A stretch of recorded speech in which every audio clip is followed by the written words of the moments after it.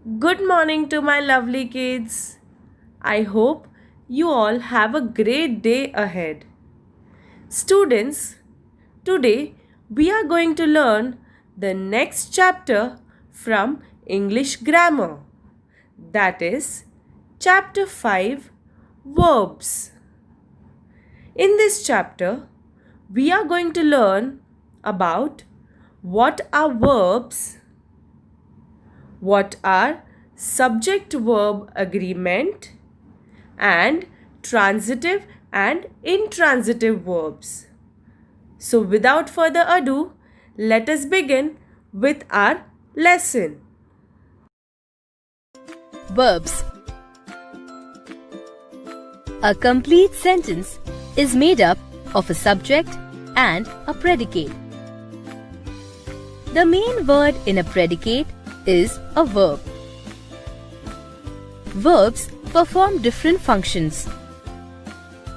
Some verbs show the action of the subject.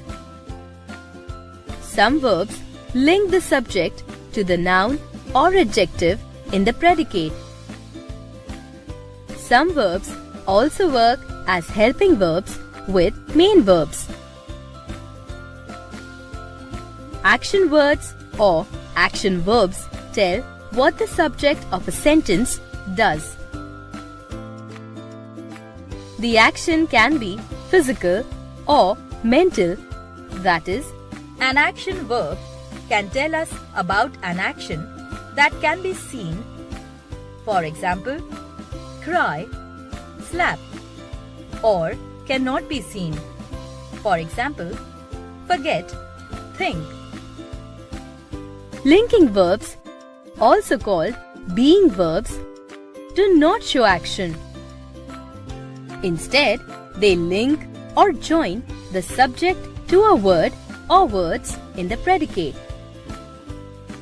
Linking verbs tell us what the subject is or is like. For example, she is a girl. She seems happy. Common linking verbs are the forms of the infinite verb to be and to have. The forms of the infinite verb to be are is, am, are, was, were, shall be, will be, being, and been. The forms of the infinite verb to have are has, have, and had. Other linking verbs are as follows. They look like action verbs but are mostly used as linking verbs. To check the function of such a verb in a sentence, interchange it with any to be verb. If the meaning stays the same, then it is a linking verb. For example, the perfume smelled divine. The perfume was divine. Linking verbs or being verbs function as helping verbs in some sentences. For example, Ram is writing a letter. Verbs that are called modal verbs also function as helping verbs. They are as follows.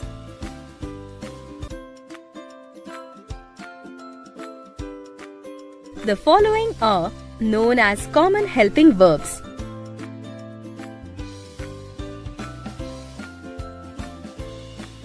The forms of the to-do verbs do, does, doing, did, done function as main verbs or helping verbs mostly in questions and negative sentences. A helping verb comes before the main verb. A verb phrase may consist of more than one helping verb.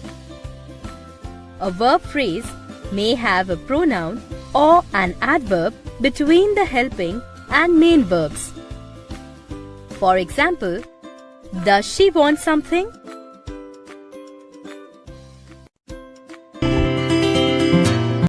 Subject-verb agreement.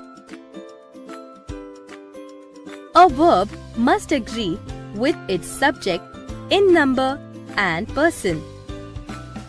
A singular subject takes a singular verb and a plural subject takes a plural verb. For example, the dog barks. The dogs bark.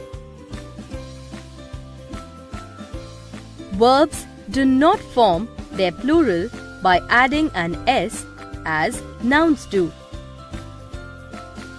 To determine which verb is singular and which verb is plural, the trick is to think which verb you would use with he or she or it and which verb you would use with they. For example, he speaks, singular verb. They speak, plural verb. She is, she was, it has singular verbs. They are, they were, they have, plural verbs. The verb am is only used with the pronoun I. The verb and its subject in a sentence must agree in person. The three categories of person are first person, second person, and third person. Given below are the three categories of person. Observe the verb that agrees with each. I read. You read. He or she reads. We read. You all read. They read.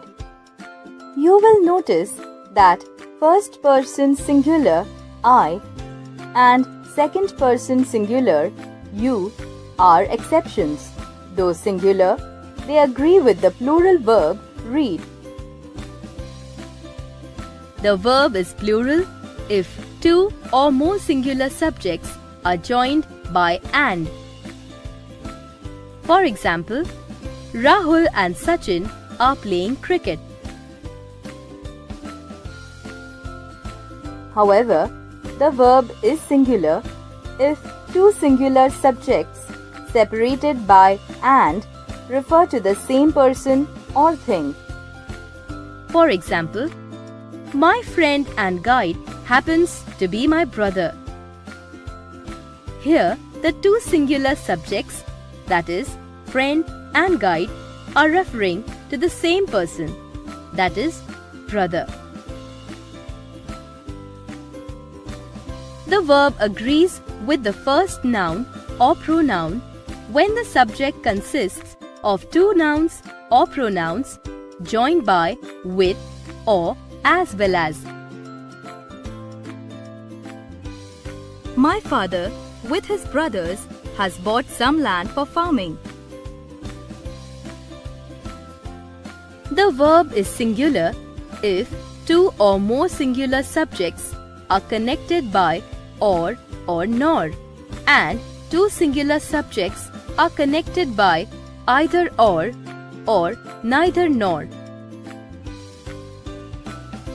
For example, Samay, Vijay or Naveen organizes such events regularly.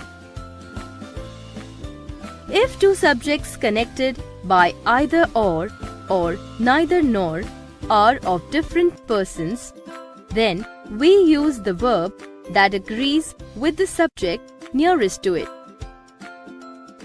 For example, either you or your brothers are lying. In sentences beginning with here and there, the subject is placed after the verb. For example, here are the notebooks and the pencils. The verb is singular if the sentence begins with each, everyone, everyone, everybody, anyone, anyone, anybody, someone, somebody, nobody, and no one. For example, each of the girls has long hair. The verb is singular if the sentence begins with much and a little.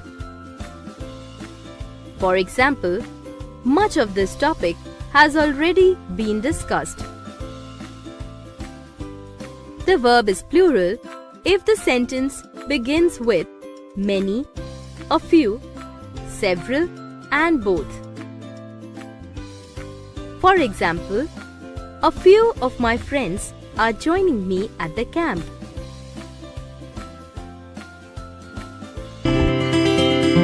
Transitive and intransitive verbs.